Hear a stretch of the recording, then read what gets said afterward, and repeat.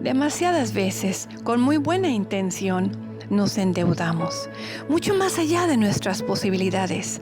A veces porque pensamos que será un buen trabajo, o porque queremos hacer feliz a los hijos o a la pareja, o simplemente porque nos gusta algo.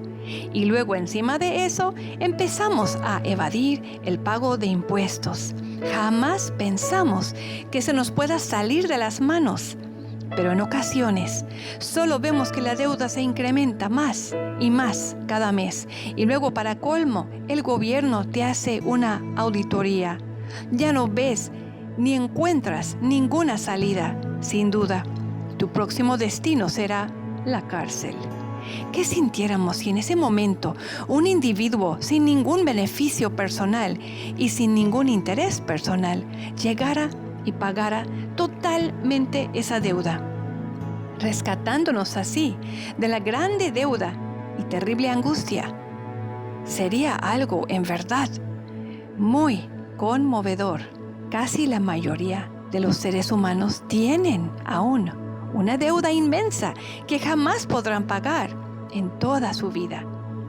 Y no existe nadie que lo pueda pagar. Veamos qué dice Jesús hoy. Leamos Marcos 10:45. Porque el Hijo del Hombre no vino para ser servido, sino para servir y para dar su vida en rescate por muchos. Comentemos estas palabras de Jesús. ¿De qué nos tiene que rescatar Jesús? Esto que te voy a compartir es verdaderamente terrible y fatal. Cuando Dios creó al ser humano, era perfecto, limpio y puro. Había sido creado a imagen y semejanza de Dios. Tenían un bellísimo jardín y hermosura sin límite a su alrededor. Dios les dijo que podían comer de todo fruto de los árboles, excepto del fruto del árbol del bien y del mal. Dios no había creado unos muñecos mecánicos ni algo parecido que no pudiera razonar y decidir. Él había creado seres que podían pensar. Para ejercer la capacidad de decidir, necesariamente necesitaba haber por lo menos dos opciones. Como dentro de un paréntesis, te deseo preguntar algo. ¿Qué te conmueve más? ¿Escuchar a una muñeca decir, "Te amo, mami"? ¿O escuchar a un bebé decirte, "Te amo, mami"? Obviamente, no nos conmoverá el muñeco que se compró en la tienda. Pero si un bebé nos mira con sus ojos tan tiernos y nos dice, "Te amo", nos conmueve de verdad. Pues así Dios no podría nunca escuchar un "te amo" sincero si no hubiera creado seres que podían decidir. Adán y Eva solo tenían que tener confianza en sus palabras de Dios, solo tenían que creerle. Pero prefirieron, con su decisión, llamarle a Dios mentiroso, comiendo precisamente ese fruto, el único fruto que les había prohibido. Y curiosamente se llamaba el fruto del bien y del mal. Comer ese fruto era como que ahora ellos decidirían lo que es bueno y malo. Y allí está la raíz de todo nuestro desastre mundial. El ser humano decidiendo lo que piensa que es lo bueno y lo malo, y dañando cada vez más y más unos a otros. Por su propia decisión, Adán y Eva se habían hecho ahora esclavos del mal. El pecado había entrado en su ser y ahora tenían, como si fuera, una enfermedad genética incurable y además degenerativo. El corazón humano llegó a ser como un campo en la cual naturalmente crecen muchísimas hierbas y espinos, y que de forma natural no crecería una hermosa hortaliza, y que cada día que pasara se volvería más espesa e inútil. Dios, desde que pensó en crearnos, nos amó. Él sabía que tendríamos esa curiosidad, esa desconfianza, esa incredulidad, y que tomaríamos la decisión incorrecta. Por eso, de antemano planeó un rescate perfecto. Pero tampoco podría obligar a la humanidad a recibirlo, pues el hombre piensa y decide.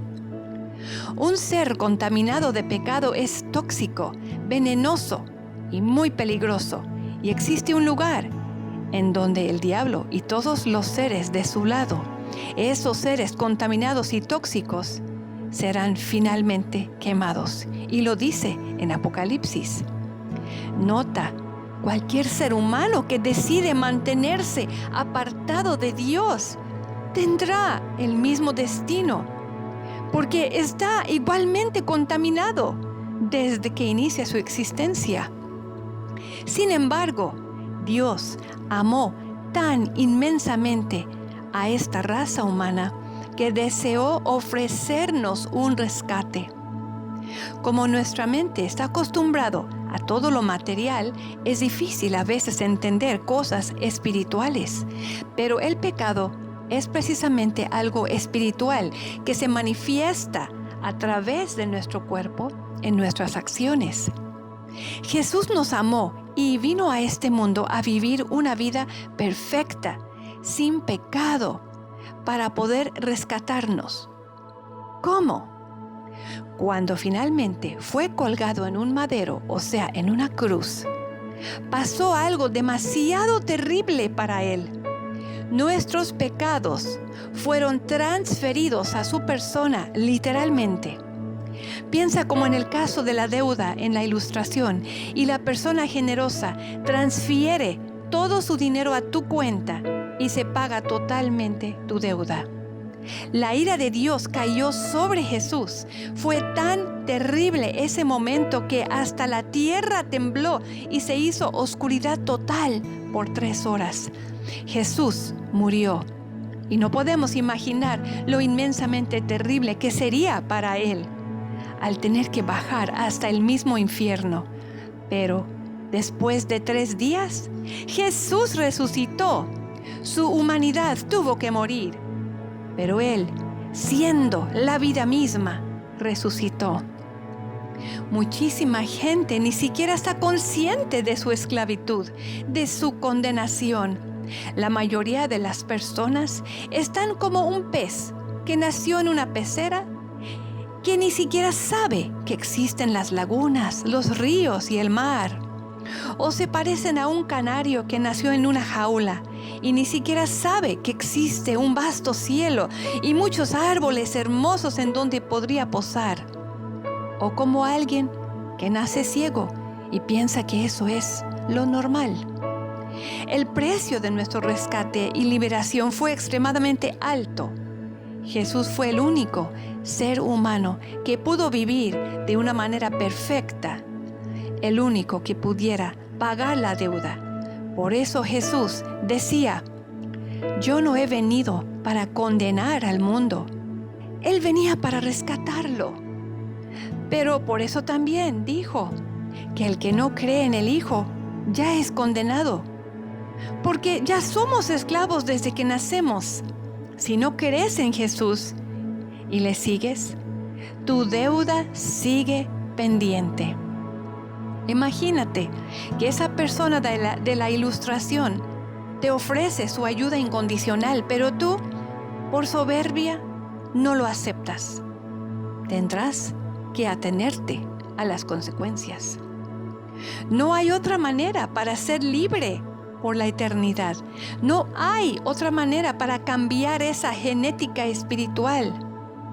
Hoy Jesús nos dijo claramente el propósito de su venida. Él vino a rescatarnos y a darnos libertad. ¿Aceptarás este único y completo rescate o lo rechazarás? ¿Decides creerle a Jesús o decides llamarle mentiroso?